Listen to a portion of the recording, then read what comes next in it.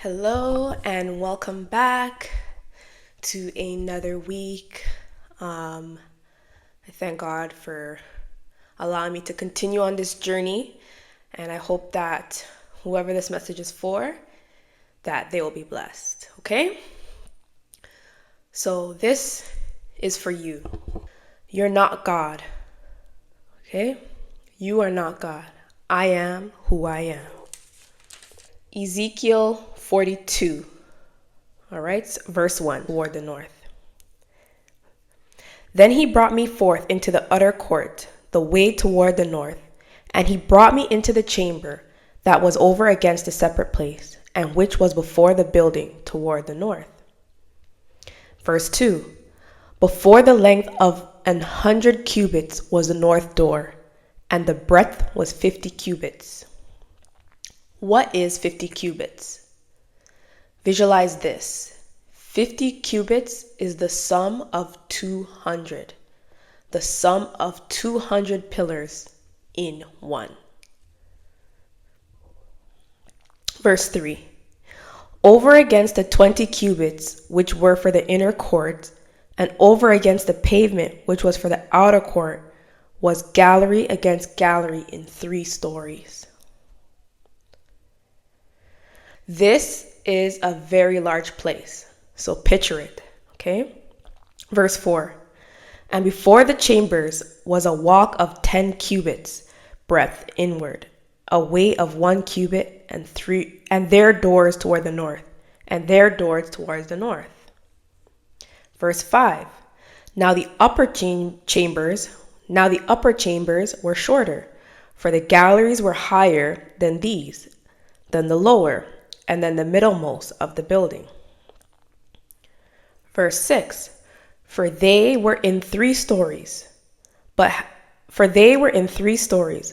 had not pillars as the pillars of the courts.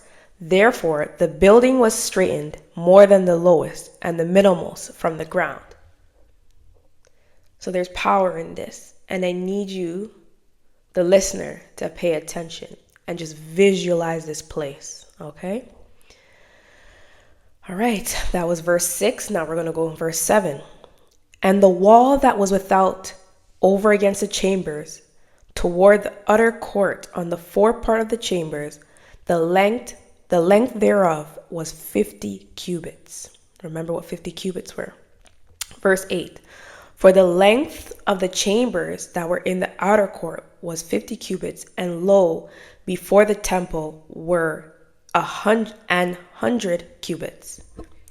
Verse 9, and from under these chambers was the entry on the east side, as one goeth into them from the utter court.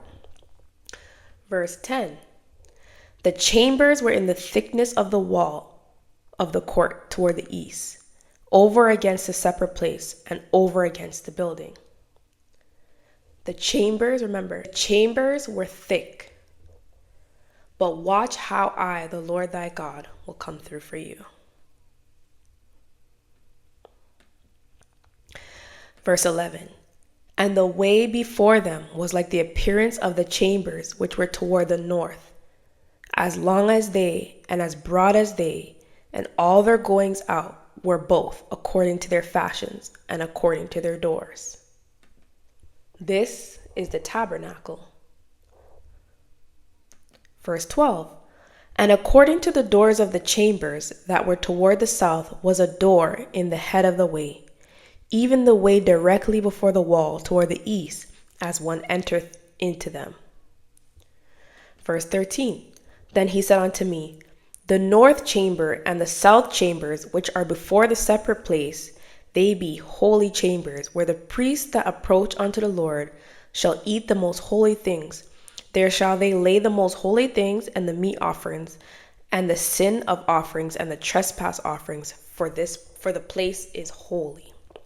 Verse 14, when the priests enter therein, they shall not go out of the holy place into the utter court, but there they shall lay their garments wherein they minister, for they are holy, and shall put on other garments, and shall approach to those things which are for the people. Verse 15, Now, when he had made an end of measuring the inner house, he brought me forth toward the gate, whose prospect is toward the east, and measured it round about. The holy place. The holy place is where you must create it in your heart. Your heart is the chambers for the blood of Christ to run through. Your heart is the chambers for the blood of Christ to run through. Verse 16. He measured the east side with the measuring reed, 500 reeds with the measuring reed around about. The measuring reed round about is sin. The sin that we live with. The sin that surrounds the chambers of our holy tabernacle. This is a testament to the true and living God. He lives in us all. For those who have been chosen, we must open up our heart and bleed. Bleed onto the people. Let go of our desires and our heart's wants, and let go of the desires and bleed on the people. All right. And then we go on to read to Judges 4, where it talks about Deborah, the woman of God. Let's go to Judges 4. Woman of God. Deborah, woman of God. This is a calling. This is a special calling to the woman I have called to fulfill this role, and you have not stepped up. I have spoken to you. I have sent angels before you, and you deny me. Anna Ezekiel Walters. I have to call you by name. I have sent my servant to call for you. Listen to me now and stand. This is for you, Anna. You have been told and warned and scolded. I need you to obey. Anna, the time is now for you to get up and act.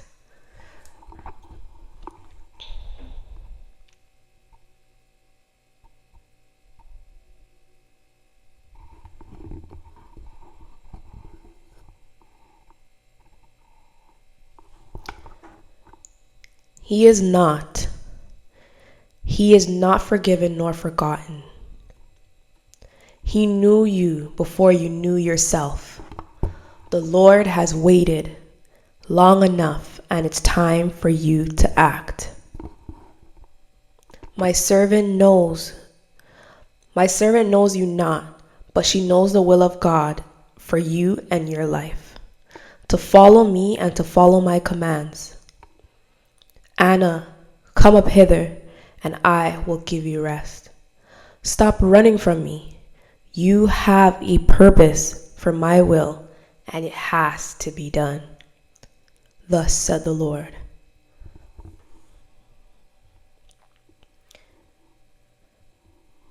I am the Lord thy God. Beside me there is no other. My words are sound and not void. Be blessed.